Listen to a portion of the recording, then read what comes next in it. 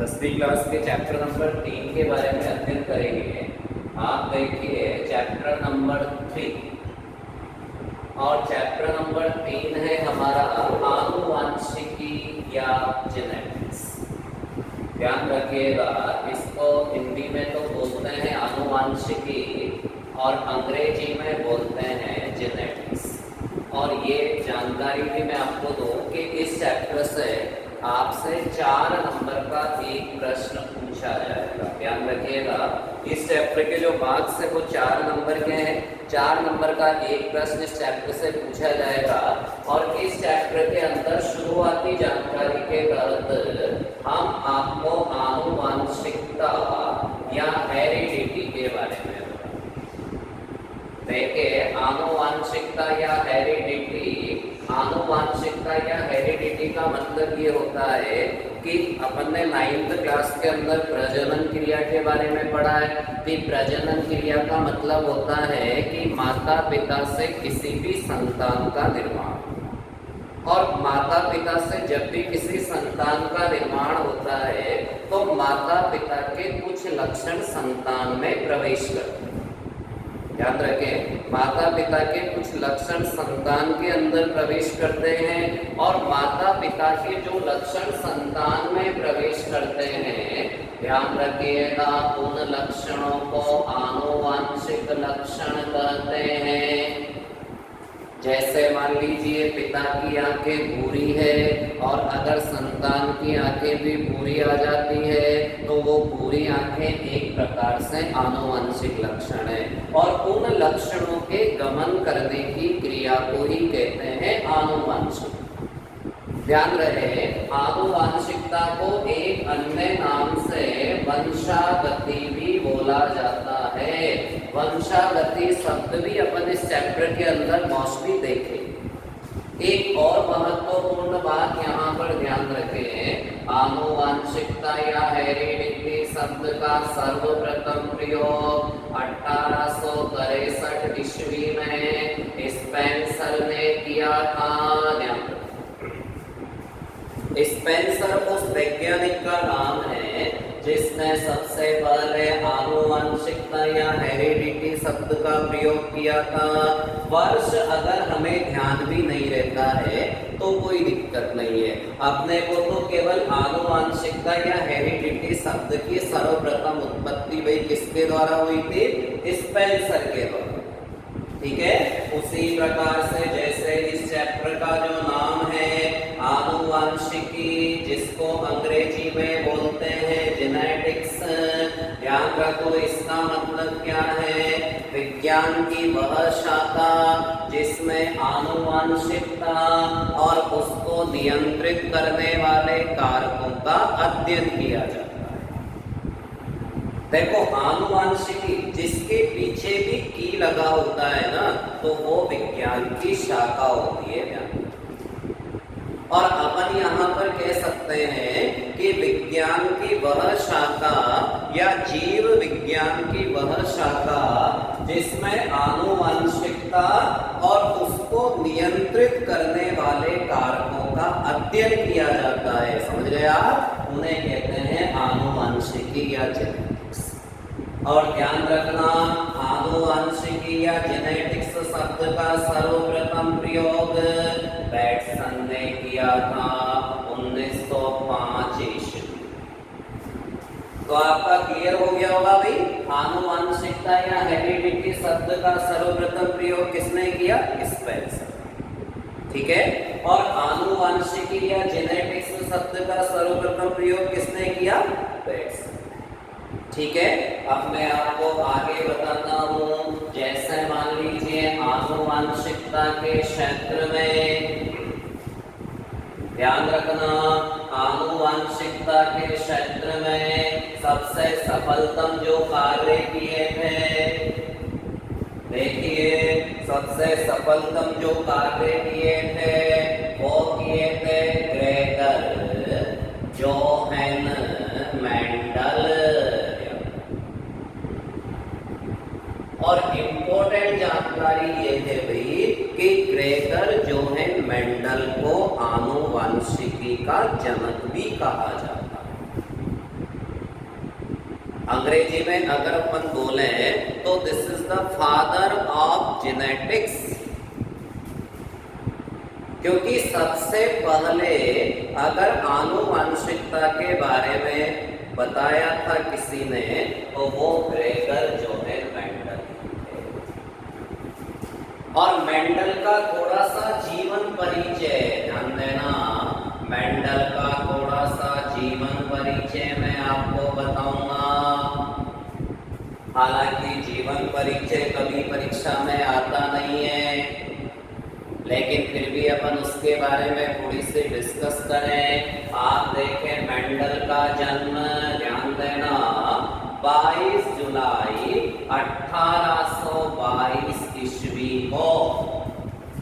ध्यान दें, मेंडल का जन्म 22 जुलाई 1822 ईस्वी को ऑस्ट्रिया, लिख रहा हूं बोर्ड पर मैं, ऑस्ट्रिया के एजेनड्रॉफ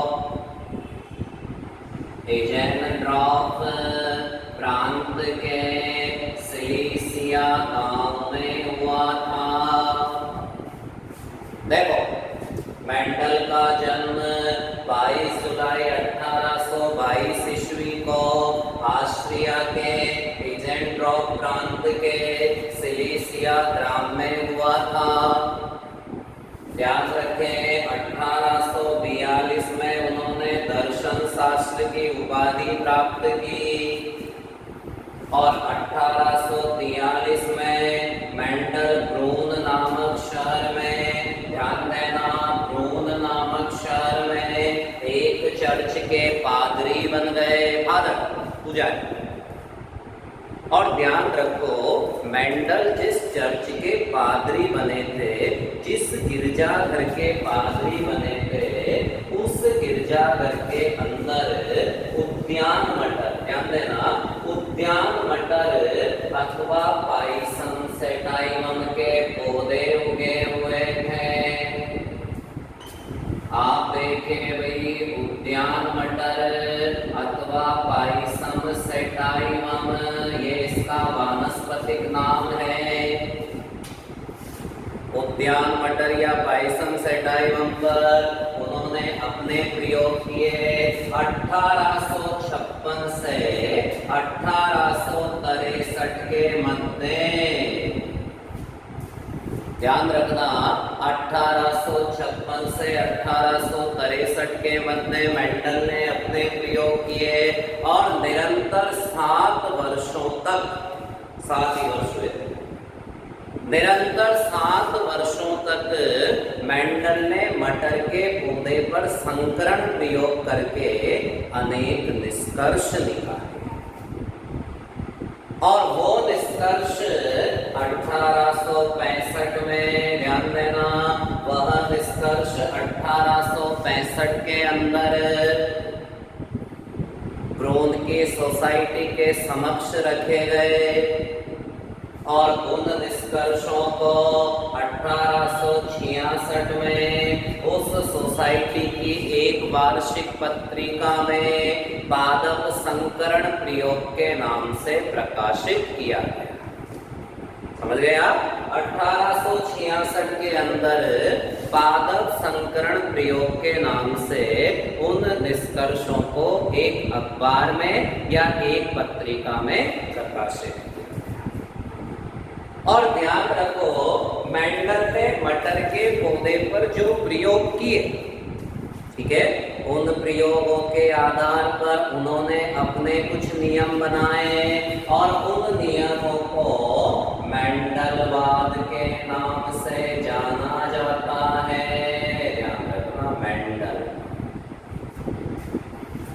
उन नियमों को मेंडलवाद के नाम से जाना जाता है, यानी कि इंग्लिश में इन्हें मेंडलिज्म कहा जाता है।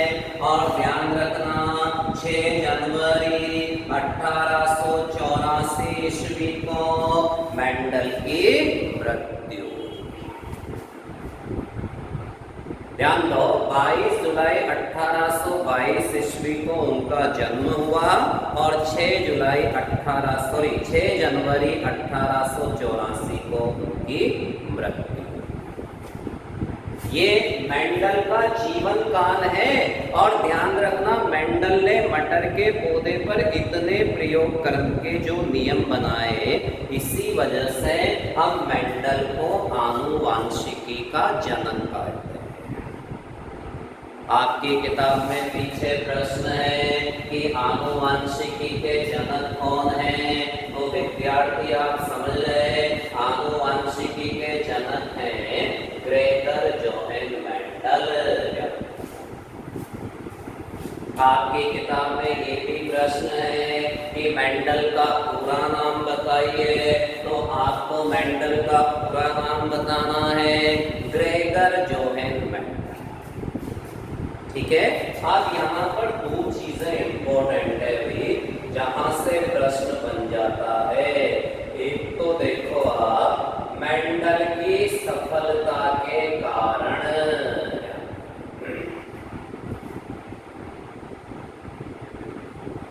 एक तो मेंडल की सफलता के कारण, और एक ये कि मेंडल ने अपने प्रयोग के लिए उद्यान मटर, ध्यान देना, उद्यान मटर अथवा पाइसम सेटाइवम को क्यों चुना?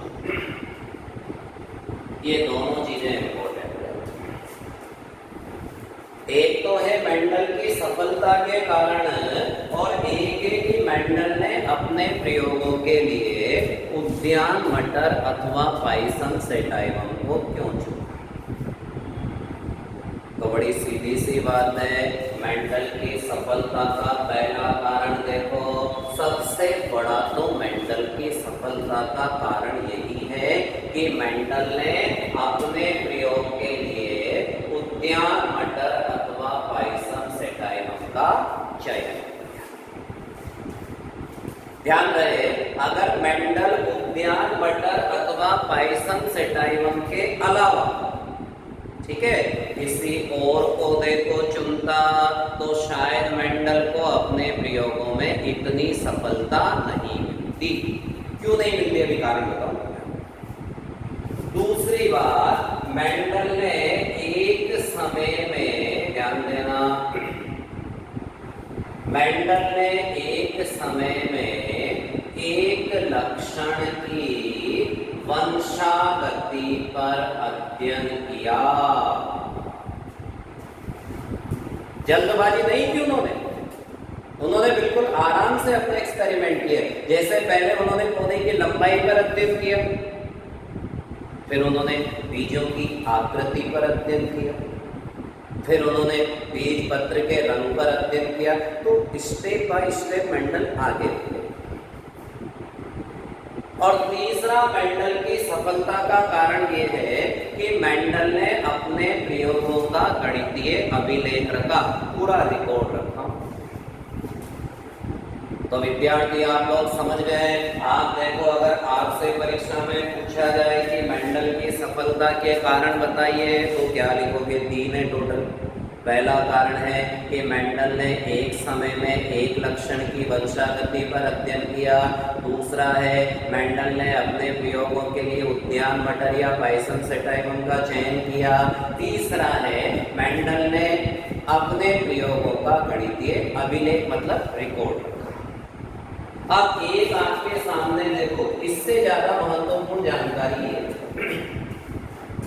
कि मेंडल ने अपने प्रयोगों के लिए उद्यान मटर अथवा पाइसम सेटाइवम को क्यों चुना।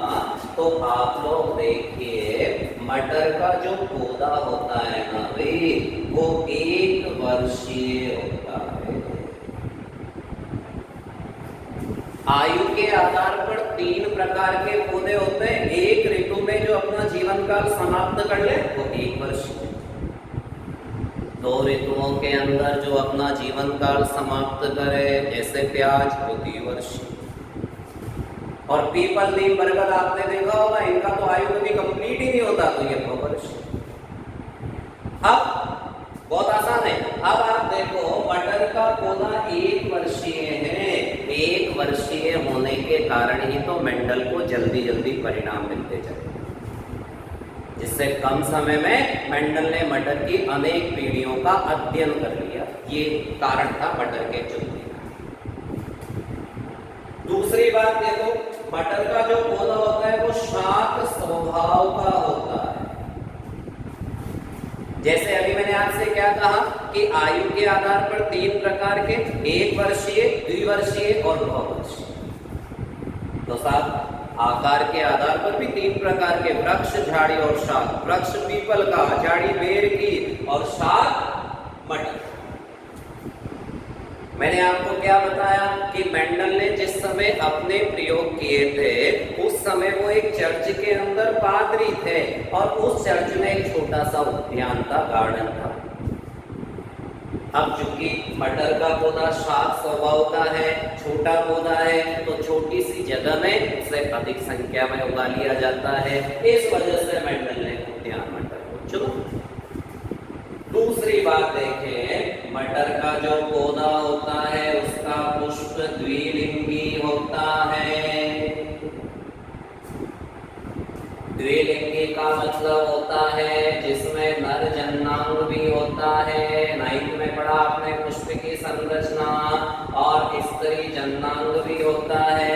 अब मटर का पुष्प अगर द्विलिंगी है तो उसमें स्वपरागण, ध्यान देना, उसमें स्वपरागण आसानी से हो सकता है और पूरी तरह शुद्ध वंशक्रम प्राप्त किया जा सकता है।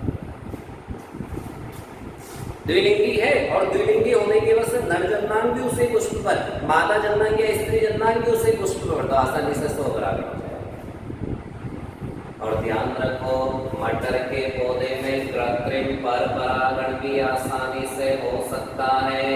कृत्रिम पर परागण आपने 9th क्लास में ही पढ़ा था। एक पुष्प के परागकणों को उसी पुष्प पर ले जाना स्वपरागण, एक पुष्प के परागकणों को किसी अन्य पुष्प पर पहुंचाना परपरागण। और ध्यान रखो, मटर के पौधे में अनेक विपर्यासी लक्षण पाए जाते हैं। विपर्यासी का तात्पर्य होता है एक दूसरे के पूरक। इस शब्द को तो आगे भी चैप्टर में बहुत बार बताया जाता है। आज मान लीजिए मैं आपसे लंबाई की बात करूं तो लंबाई के लिए एक तो लंबा और एक गोरा। आज अपन इंसान के रंग की बात करते हैं, एक तो काला और एक गोरा, तो ये एक दूसरे के विपर्यासी। यानी कि एक लक्षण के लिए कोई भी एक दूसरे के समान। जैसे मान लीजिए मटर की फली का रंग आपको पता है, या तो हरा होता है या पीला होता है, तो ये एक दूसरे के विपर्यासी है। तो विपर्यासी का मतलब यही है साहब, विपर्यासी मतलब यही है कि एक दूसरे के पूरक, और पूरक का मतलब, और यही कारण था कि मेंडल ने अपने प्रयोग के लिए उद्यान मटर अथवा पायसम सेटाइवम का चयन किया था। ये अपने को ध्यान रखना है। देखिए भाई, यानी कि अपन कह सकते हैं कि मेंडल ने अपने प्रयोग के लिए उद्यान मटर अथवा पायसम सेटाइवम को क्यों चुना, तो आपको पता लग गया। मटर का पौधा 1 वर्षीय होता है, शाक स्वभाव का होता है। मटर के पौधे का पुष्प द्विलिंगी होता है। मटर के पौधे में पुष्प के द्विलिंगी होने के कारण आसानी से स्वपरागण किया जा सकता है, जिससे शुद्ध वंशक्रम प्राप्त हो सकता है। और ध्यान रखना, मटर के पौधे में आसानी से कृत्रिम पर परागण भी किया जा सकता है। और ध्यान रखना, मटर के पौधे के अंदर अनेक विपर्यासी, विपर्यासी का मतलब होता है एक दूसरे के पूरक लक्षण पाए जाते हैं, जिससे अलग अलग परिणाम मेंडल को प्राप्त होते हैं। अब यहाँ पर आपको ये ध्यान रखना है, मैंने आपको 2 चीजें बताई। एक बताया मैंने आपको मेंडल की सफलता के कारण, ठीक है, और एक बताया मैंने आपको कि मेंडल ने अपने प्रयोगों के लिए ध्यान मटर अथवा पायसम सेटाइवम को क्यों चुना? तो ये सारी जानकारी आपको ध्यान रखनी है। अब मैंने आपसे अभी कहा कि मटर के पौधे में अनेक विपर्यासी लक्षण पाए जाते हैं।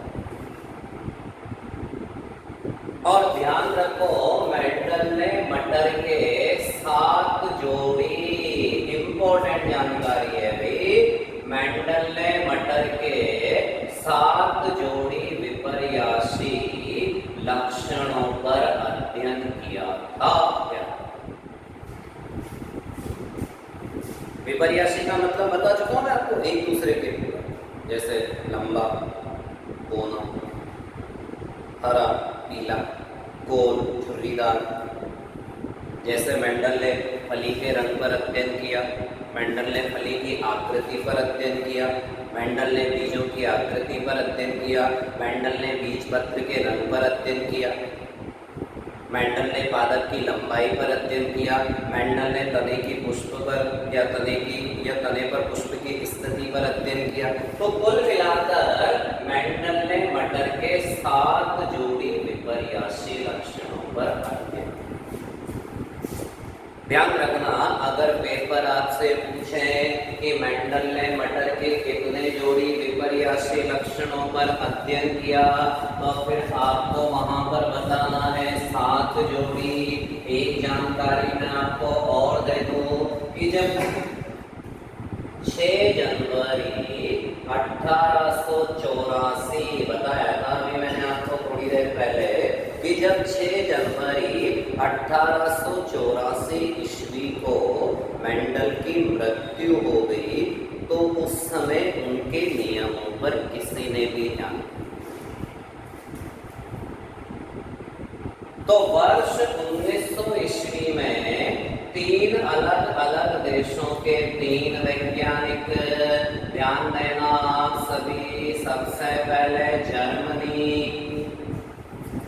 देखो लिख रहा हूं मैं बोर्ड पर, जर्मनी के कार्ल लॉरेंस,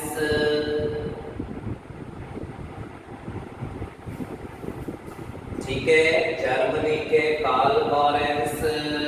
उसके बाद देखें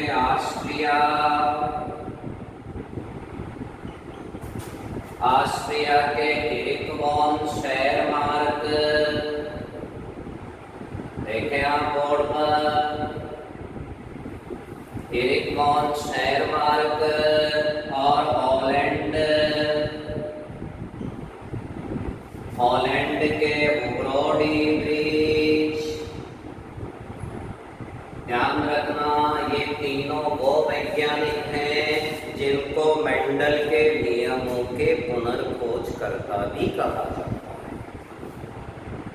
आप भले या देश के नाम ध्यान मत रखो, पर आपको वैज्ञानिकों के नाम तो ध्यान रखो। प्रश्न ऐसे पूछेगा कि मेंडल के नियमों की पुनर्खोजकर्ताओं के नाम बताइए, या मेंडल के नियमों को किन्होंने पुनर्जीवित किया। मेंडल के नियमों को पुनर्जीवित किया, मेंडल को पुनर्जीवित नहीं किया। ध्यान रखना, मरने के बाद तो कौन जीवित होता है आप भी जानते हैं। तो ये जो 3 वैज्ञानिक आपको बोर्ड पर दिखाई दे रहे हैं, ये तीनों वैज्ञानिक मेंडल के नियमों के पुनर्खोजकर्ता हैं। क्या आपसे अगर पूछा जाए कि मेंडल के नियमों के पुनर्खोजकर्ताओं के नाम बताइए, या मेंडल के नियमों को पुनर्जीवित किसने किया, तो फिर आपको वहां पर 3 नाम बताने हैं साहब। बोर्ड पर आपको नजर आ रहे हैं, एक जर्मनी के कार्ल लॉरेंस, एक ऑस्ट्रिया के एरिक वॉन शेरमार्क और हॉलैंड के ब्रोडी। कुल मिलाकर ये तीनों नाम आपको मेंडल के नियमों के पुनर्खोजकर्ताओं से संबंधित ध्यान रखने हैं। अब मैं आपको आनुवांशिकी से संबंधित कुछ शब्दावली, क्या कहना, शब्दावली का मतलब परिभाषा, क्योंकि ये चीजें आपको समझनी पड़ेगी। ये चीजें जिनका कनेक्शन हमारी आनुवांशिकी इस चैप्टर से। आपको इस चैप्टर के अंदर आगे तभी समझ में आएगा जब आप इन परिभाषाओं को ध्यान से समझेंगे। लगभग 14-15 परिभाषाएं आपके सामने आएगी। आप देखिए, पहली परिभाषा जीन। क्या पहली परिभाषा? जीन। वो बोतल वाला जीन नहीं, पहली परिभाषा जीन। और जीन का मतलब क्या होता है? आनुवांशिक लक्षणों के निर्धारण करता होते हैं जीन। ध्यान रखें, अपन इस चैप्टर में क्या पढ़ रहे हैं कि माता पिता से संतान के अंदर लक्षण जाते हैं, यही पढ़ रहे हैं और ये मेंडल ने बताया। अब माता पिता से संतान के अंदर लक्षण ले जाता है गुणसूत्र, यानी कि लक्षणों के वाहक तो है गुणसूत्र ले जाने वाले, ठीक है। और उन लक्षणों के जो डिटरमिनेटेड है, यानी कि जो निर्धारण करता है, वो है जीन। और मेंडल बहुत हद तक इस शब्द की वजह से भी फेल हुए, क्योंकि मेंडल के समय जीन का नाम था ही नहीं। मेंडल ने तो आनुवांशिक गुणों का निर्धारण करने वालों को कारक बोला था। कारक, कारक मतलब फैक्टर। और आप भी समझ सकते हैं विद्यार्थियों कि कारक या फैक्टर अपने आप में कोई स्पष्टीकरण शब्द थोड़ी है। कारक तो कोई सा भी हो सकता है।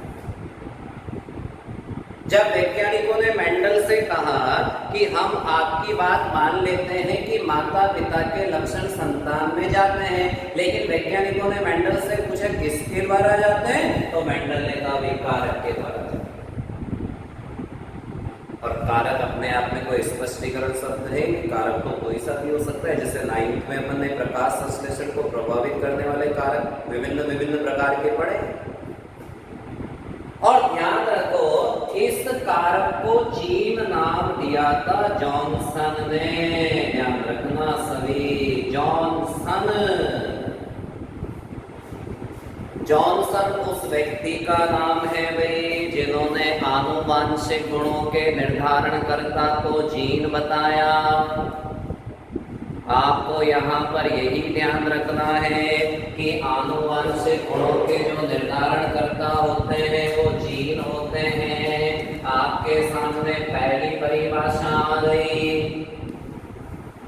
अब मैं आपको दूसरी परिभाषा बताऊंगा।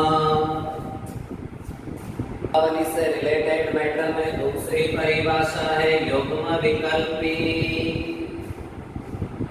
आप देखिए, युग्म विकल्पी, युग्म विकल्पी मतलब गैमेटोजेनेसिस।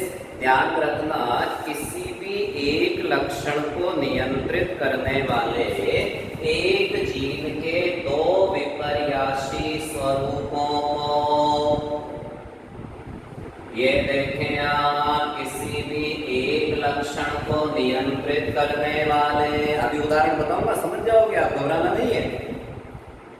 किसी भी एक लक्षण को नियंत्रित करने वाले एक जीन के दो विपर्यासी स्वरूपों को कहते हैं युग्म।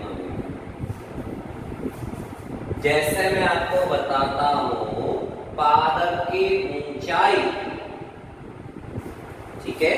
अब पादप की ऊंचाई के लिए क्या कहोगे आप? एक तो लंबा और एक गोल। तो ये देखो ना, ये युग्म विकल्पी हो।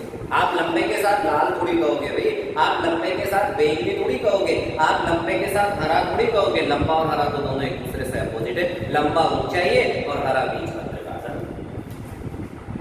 तो लंबे का युग्म विकल्पी कौन हो? आज मानव के रंग का युग्म विकल्पी काले का कौन होगा? सीधी सी बात। कहने का मतलब किसी भी एक लक्षण को नियंत्रित करने वाले एक जीन के दो विपर्यासी स्वरूपों को कहते हैं युग्म। और ध्यान रखें,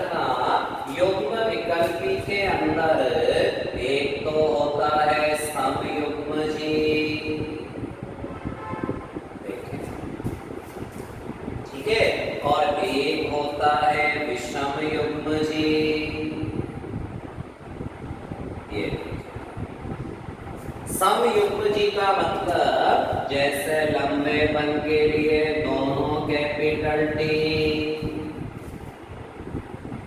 बौनेपन के लिए दोनों स्मॉल टी। आप देखो यहाँ पर एक लक्षण को नियंत्रित करने वाले एक जीन के दोनों युग्म विकल्पी समान हैं। ध्यान रखना, एक लक्षण को नियंत्रित करने वाले एक जीन के दोनों युग्म विकल्पी समान हैं, इस वजह से इन्हें कहेंगे समयुग्मजी। ठीक है। और यहाँ भी एक लक्षण को नियंत्रित करने वाले एक जीन के दोनों युग्म विकल्पी समान हैं, इसलिए इन्हें भी कहेंगे समयुग्मजी। पर जैसे मान लीजिए मैंने लिखा कैपिटल टी और स्मॉल टी। अब जब मैंने कैपिटल टी और स्मॉल टी लिखा तो फिर ये है विषम युग्म। बहुत आसान, आप 10वीं क्लास के विद्यार्थी, इंटेलिजेंट, कोई दिक्कत नहीं आ रही होगी। आप देखो कैपिटल टी और स्मॉल टी, यानी कि एक लक्षण को नियंत्रित करने वाले एक जीन के दोनों विपर्यासी स्वरूप एक दूसरे से भिन्न भिन्न है, तो फिर वो क्या ना विषम। और ध्यान रखना, समयुग्मजी हमेशा शुद्ध होते हैं, ठीक है, और विषम युग्मजी हमेशा अशुद्ध होते हैं। क्यों? क्योंकि आज इसकी भी अगर आप बात करोगे तो इसमें एक लंबेपन का है और एक कोनेपन का है, तो फिर अशुद्धि तो। अब तो कुल मिलाकर किसी भी एक लक्षण को नियंत्रित करने वाले एक जीन के दोनों युग्म विकल्पी समान हो तो उन्हें समयुग्मजी कहेंगे, और किसी भी एक लक्षण को नियंत्रित करने वाले एक जीन के दोनों युग्म विकल्पी भिन्न भिन्न हो तो फिर उन्हें भी विषम युग्मजी। और ध्यान रखना, समयुग्मजी हमेशा शुद्ध होते हैं और विषम युग्मजी अशुद्ध होते हैं। उसके बाद मैं अगली परिभाषा आपको बताऊंगा, जरा देखिएगा ध्यान से। एक तो होता है लक्षण प्रारूप।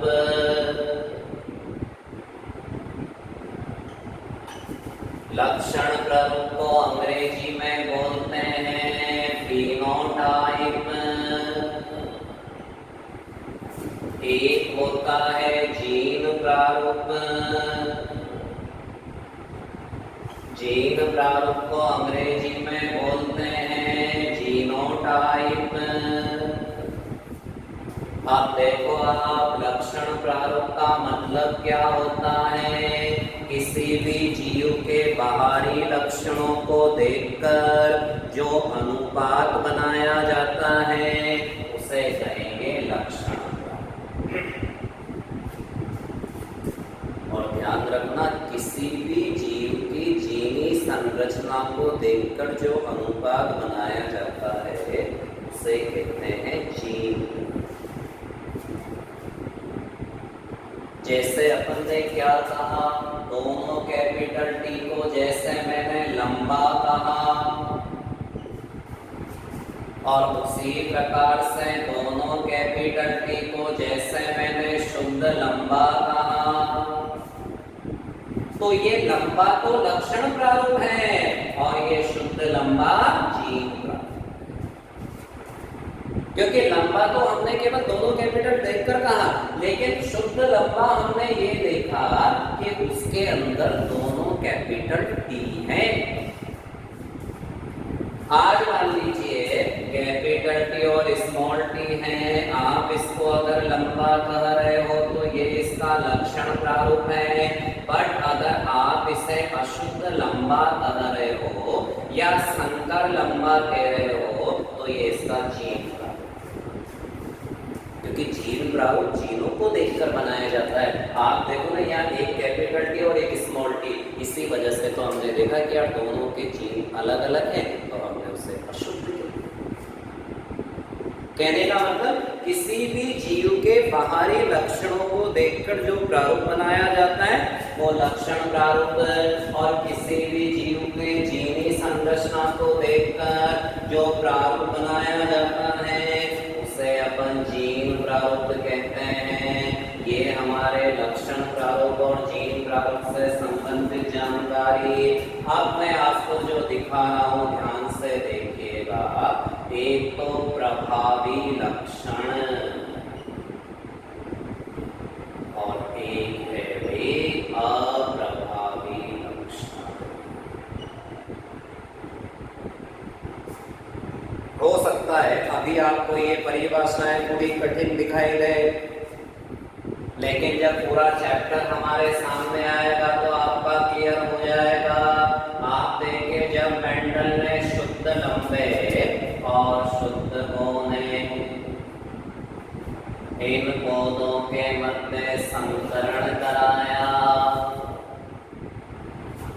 तो मेंडल को पहली पीढ़ी में सभी पौधे संकर अथवा अशुद्ध लंबे प्राप्त हुए। अब आप देखो सबसे पहले जिन पौधों के बीच में देखो और परिभाषाएं निकल कर आएगी। सबसे पहले जिन पौधों के बीच में संकरण कराया उन्हें मेंडल ने जनक पीढ़ी या पी पीढ़ी कहा। पी मतलब पेरेंट्स, यानी कि जनक पीढ़ी की परिभाषा क्या हुई कि जिन बालकों के मध्य क्रॉस कराकर प्रथम संतानीय पीढ़ी प्राप्त की जाती है उसे कहेंगे जनक पीढ़ी या पी। अब आप देखो जब जनक पीढ़ी से उन्होंने जो पीढ़ी प्राप्त की उसे कहेंगे प्रथम संतानीय पीढ़ी, और प्रथम संतानीय पीढ़ी मतलब कि F1 पीढ़ी।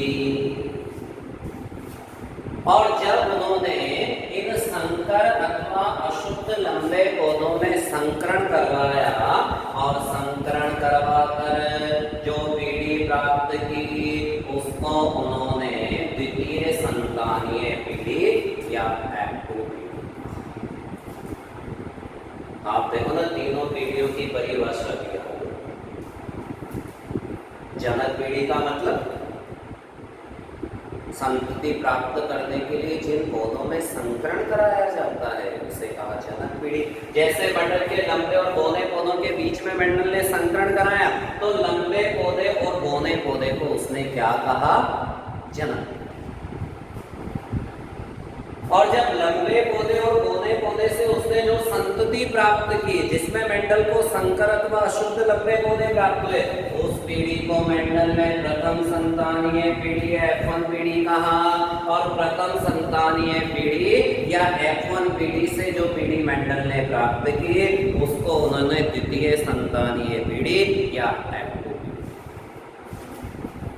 अब यहाँ मैं आपको प्रभावी लक्षण और अप्रभावी लक्षण, डोमिनेंस कैरेक्टरिस्टिक्स और इनडोमिनेंस कैरेक्टरिस्टिक्स बहुत आसान है भाई। आप देखो ना मेंडल ने लंबे पौधे और बौने पौधों के बीच में संकरण कराया है और मेंडल को यहाँ केवल लंबे पौधे ही प्राप्त हुए। तो मेंडल ने लंबेपन को क्या कहा? प्रभावी। यानी कि कहने का मतलब जनक का वह लक्षण जो F1 पीढ़ी में दिखाई देता है। आप देखो ना भाई जनक लंबापन भी है और जनक कोनापन भी है। आप देखें जनक लंबापन भी है और जनक कोनापन भी है।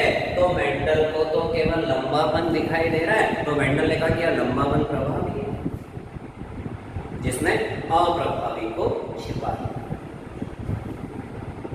तो यही परिभाषा हुई ना। प्रभावी लक्षण का मतलब जो लक्षण जनक का F1 पीढ़ी में दृष्टिगोचर होता है, दृष्टिगोचर का मतलब दिखाई देता है, और जो लक्षण जनक का F1 पीढ़ी में छिपा रहता है वो अप्रभाव। कहने का मतलब जो लक्षण देखो बता दिया मैंने, सबसे पहले जिन दोनों के बीच में संकरण कराया वो जनक पीढ़ी, पेरेंट्स पीढ़ी, जनक पीढ़ी से प्राप्त पीढ़ी F1 पीढ़ी, F1 पीढ़ी से प्राप्त पीढ़ी F2 पीढ़ी। ध्यान रखना भी आगे जरूरत। और देखो ना आप यहाँ पर जो लक्षण F1 पीढ़ी में जनक का दिखाई दिया वो प्रभावी लक्षण, और जो लक्षण F1 पीढ़ी में जनक का छिपा रहा वो अप्रभावी लक्षण। तो कुल मिलाकर ये हमारे सामने कुछ परिभाषाएं। आप देखो अब मैं आपको बता रहा हूँ, जैसे मान लीजिए मेंडल ने मटर के लंबे और पौधे पौधों के बीच में संकरण करा,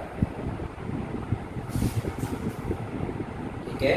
और उसी प्रकार से मेंडल ने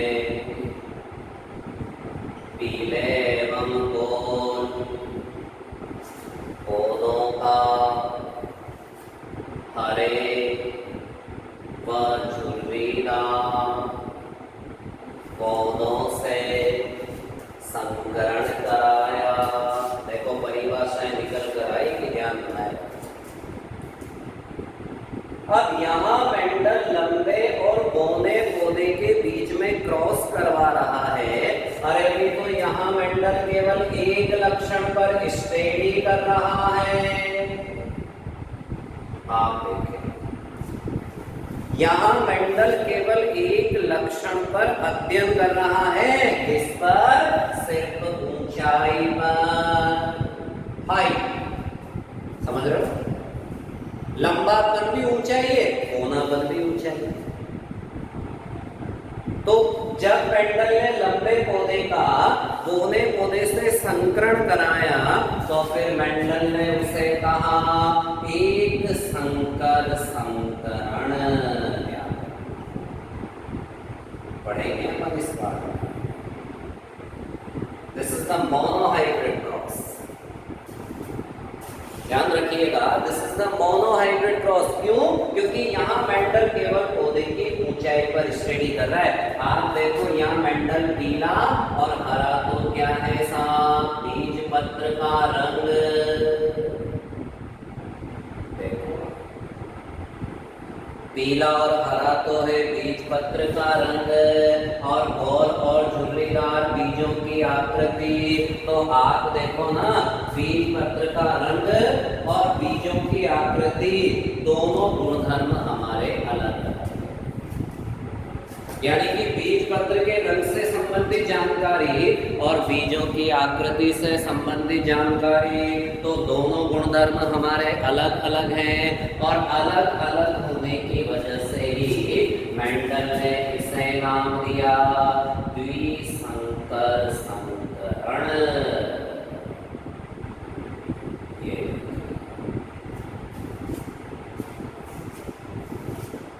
यानी कि एक लक्षण के बीच में संकरण करवाया गया वो तो एक संकर संकरण।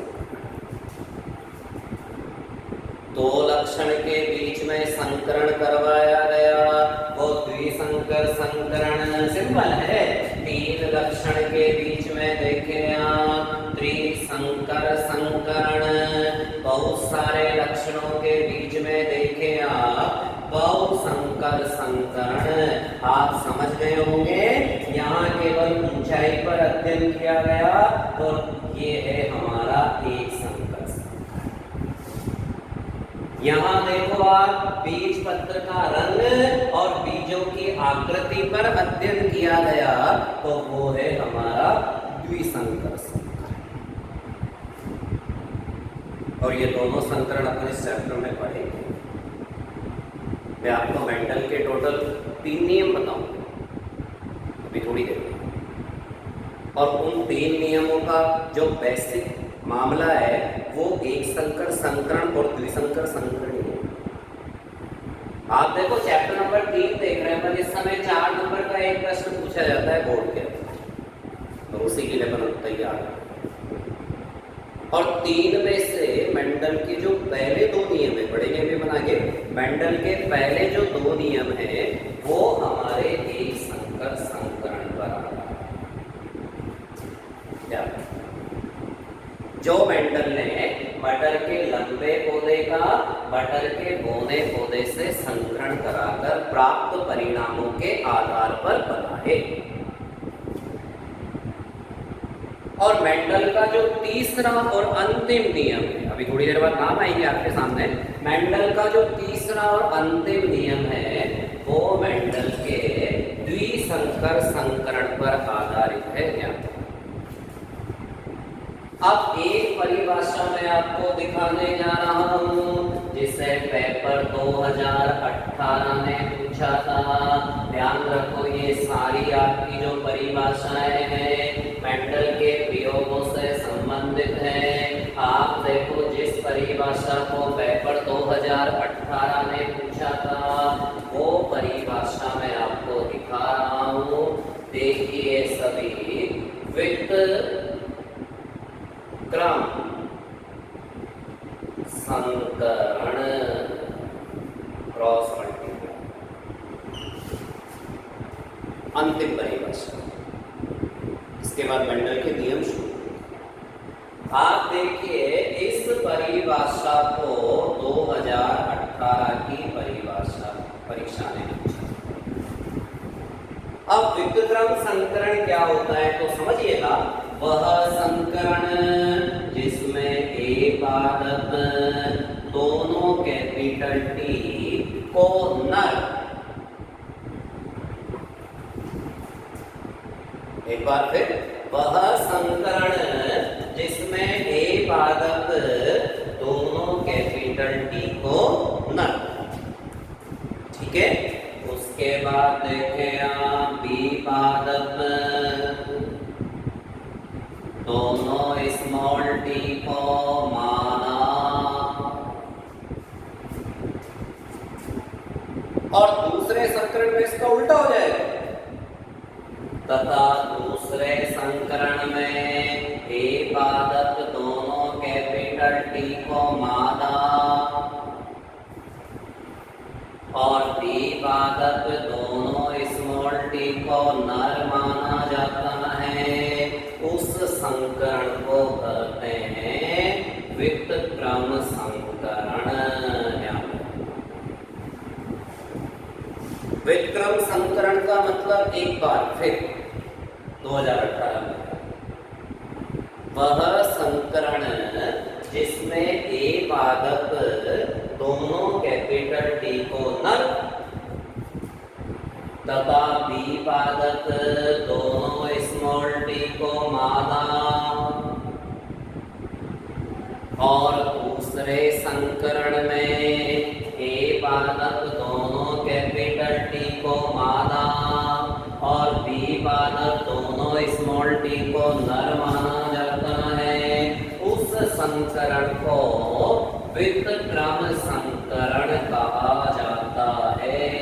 ये मैंने आपको मेंडल के नियमों से संबंधित शब्दावली दी, जैसे जीन के बारे में देखा, युग्मविकल्पी के बारे में देखा, उसके बाद समयुग्मजी, विषम युग्मजी, लक्षण प्रारूप, जीन प्रारूप, प्रभावी लक्षण, अप्रभावी लक्षण, एक संकर संकरण, द्विसंकर संकरण, त्रिसंकर संकरण, बहुसंकर संकरण, जनक पीढ़ी, F1 पीढ़ी, F2 पीढ़ी और साथ में 2018 में आने वाली परिभाषा वित्तक्रम संकरण। अब मैं आपको मेंडल के नियम बता रहा हूँ, साहब ध्यान से देखिएगा। मेंडल के यानी कि मेंडल ने उद्यान मटर अथवा पाइसम सेटाइवम पर जो अपने प्रयोग किए उनके आधार पर मेंडल ने 3 नियम, और आप देखिए पहला नियम सुनिएगा, प्रभाविता का नियम। This is the rules of dominance,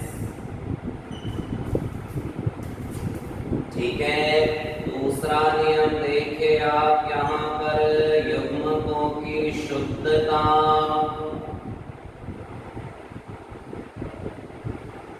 युग्मकों की शुद्धता अथवा पृथक्करण,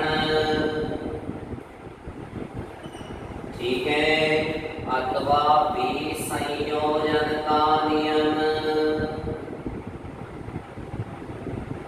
आप देखिए सभी मेंडल के नियमों के नाम आपके सामने आ रहे हैं जो उन्होंने मटर के पौधे अथवा उद्यान मटर पर अपने प्रयोग करके किए थे, बनाए थे।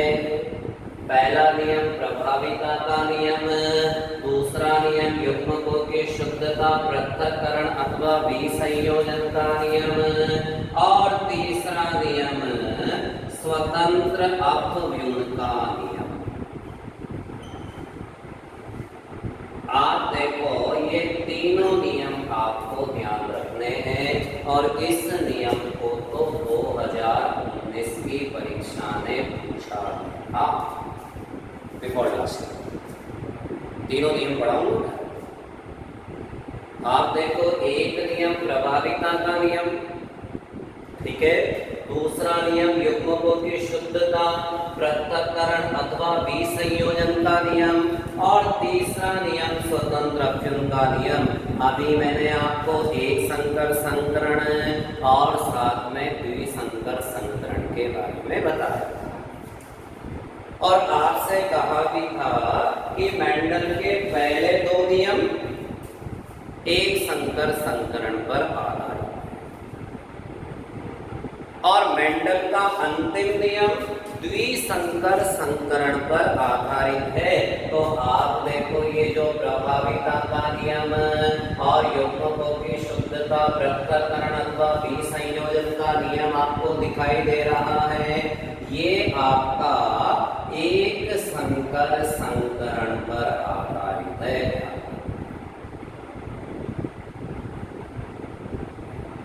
एक संकर संकरण, ठीक है, और जो आपको दिखाई दे रहा है स्वतंत्र अपव्यूह का नियम, ये मेंडल का द्विसंकर संकरण पर आधारित है। क्योंकि बहुत सी बार पेपर में ऐसे भी प्रश्न आ जाता है कि मेंडल के उस नियम का नाम बताइए जिसे उन्होंने एक संकर संकरण से नहीं प्राप्त किया, तो फिर आपको वहां पर स्वतंत्र अपव्यूह का नियम।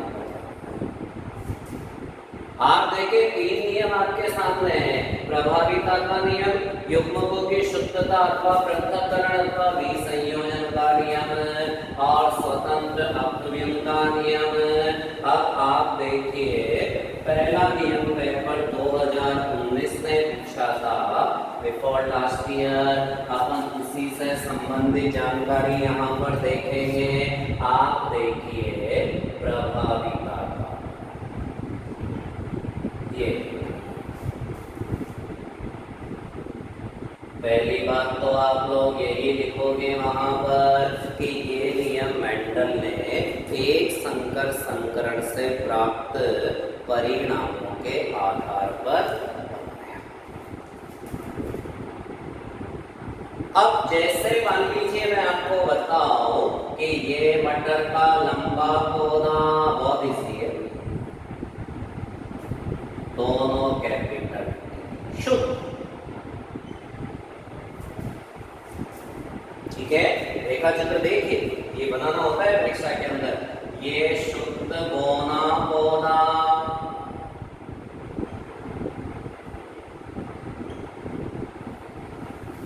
अब आप देखो ये पीढ़ी है जनक पीढ़ी, सब बता चुका हूं। जनक पीढ़ी को अंग्रेजी में बोलते हैं पीपीडी। अब आपने 9th क्लास में ही पढ़ा है कि जब भी युग्मक निर्माण होता है तो अर्धसूत्री विभाजन होता है। आपने 9th क्लास में अर्धसूत्री विभाजन, समसूत्री विभाजन ये पढ़े हैं और आपको पता है अर्धसूत्री विभाजन में गुणसूत्रों की संख्या आती है। तो आप देखो ना, ये कैपिटल टी और ये स्मॉल टी, और जब मेंडल ने इनके बीच में संकरण कराया तो ये कैपिटल टी और स्मॉल टी, कुल मिलाकर अपन यहाँ पर कह सकते हैं कि ये कैपिटल टी और स्मॉल टी से संबंधित जानकारी यही है कि जब मेंडल ने लंबे पौधे और पौने पौधे का संकरण कराया तो मेंडल को F1 पीढ़ी में सभी पौधे, आप देखो ये पीढ़ी है प्रथम संतानीय, ठीक है, प्रथम संतानीय पीढ़ी सब बता चुका हूं मैं आपको, या F1 पीढ़ी। तो मेंडल को प्रथम संतानीय पीढ़ी या F1 पीढ़ी के अंदर सभी पौधे संकर, संकर का मतलब शंकर भगवान नहीं, ध्यान रखो, संकर का मतलब जिसमें दो जातियों के लक्षण। आप इसे संकर नहीं कह सकते, हम इसे शुद्ध कहते हैं, भाई संकर तो हमेशा अशुद्ध होता है, इसमें दो जातियों के लक्षण का, इसमें तो एक ही जाति के लक्षण है, एक कैपिटल टी और एक स्मॉल, सॉरी दोनों कैपिटल, ये भी पूरी तरह शुद्ध है, इसमें भी एक ही जाति के लक्षण है, दोनों स्मॉल, पर ये अशुद्ध है। अब मेंडल ने यहां पर देखा कि उसको F1 पीढ़ी के अंदर सभी पौधे, मतलब कि 100% पौधे संकर अथवा अशुद्ध लंबे प्राप्त होते हैं।